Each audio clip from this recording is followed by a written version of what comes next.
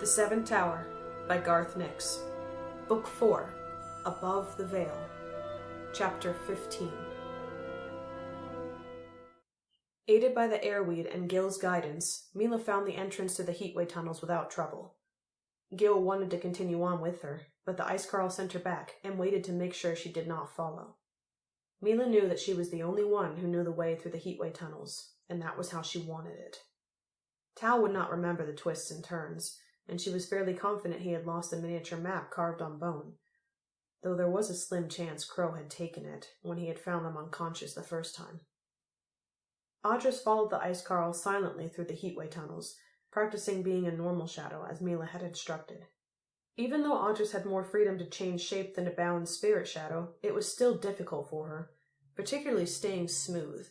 She was naturally puffy, and her arms and legs had a habit of billowing out to be much wider than they should be. Milla kept her sunstone low, so there was not quite enough life for Audrus to feel entirely well.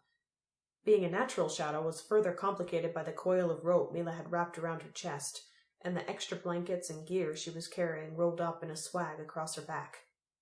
It all changed her silhouette, and Audrus had to pay constant attention to match it.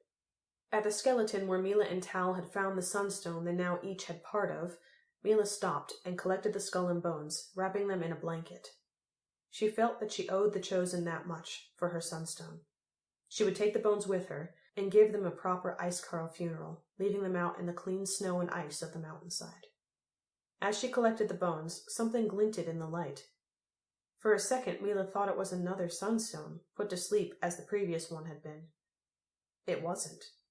It was an artificial fingernail, made of the same violet crystal the Chosen used so extensively in the castle. As Milla held the nail close, she saw it was flecked with tiny sunstone fragments that picked up the light of her stone and sent it sparkling in currents through the nail. The nail could be slipped on and was held securely by a thin band of crystal behind it. Milla tried it on. At first it was loose, then the band tightened. Milla tried to take it off, but it would not budge. Milla shrugged. More Chosen magic. At least the nail was sharp, and could be a useful weapon. Besides, she was already doomed by the spirit shadow that loomed behind her. "What is that?" whispered Audrus. "A nail," said Milla. "Remember, you must not talk once we are outside. An ice carl might be hidden nearby. I will be slain out of hand if anyone suspects you are a spirit shadow, and I must take my warning to the crones before I die." "All this talk of dying," said Audrus. "I won't let you, you know." "The crones will deal with you," said Milla roughly. Said Audrus. "We'll see." Just before the exit, Milla found her heavy fur coat, the new one she had been given at the ruin ship. She rearranged her equipment to put the coat on and looked down at Tal's coat that had lain underneath her own. She felt a vague uneasiness as she thought of the Chosen boy. It was rude to sneak away without a farewell, particularly from her quest brother, even if he had doomed her, giving away her shadow. "Was that Tal's?" asked Audrus. "You know, I feel like I miss him as well as Audrus. Funny, isn't it? The feeling must be coming from you, because I don't care for him." "It isn't," snapped Milla. "Tal is of no importance. Now be silent." The cold hit her as they climbed out of the tunnel entrance.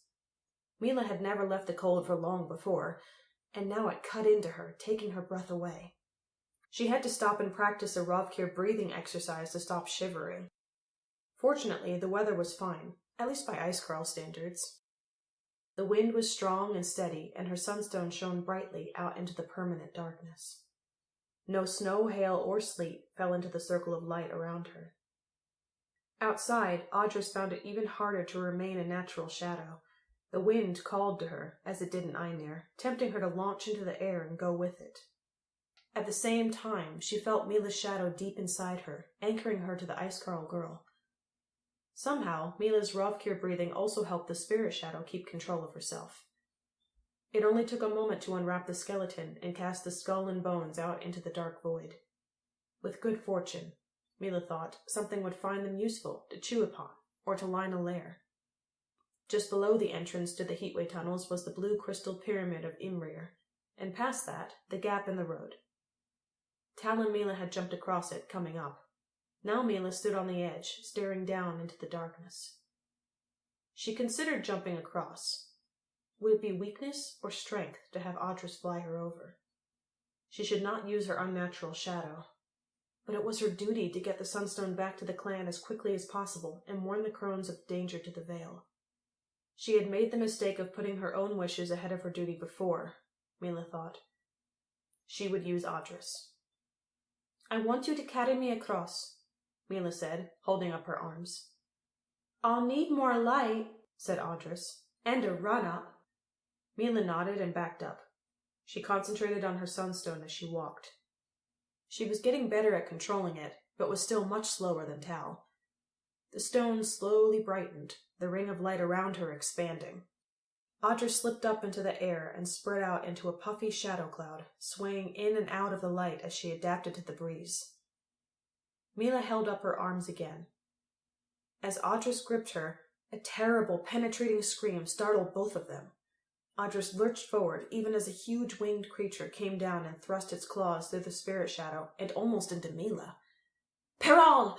shouted Milla, but Audrus held her so tight she could not draw her knife, or even turn and bite. She was totally defenseless and under attack by one of the most vicious predators on or above the ice.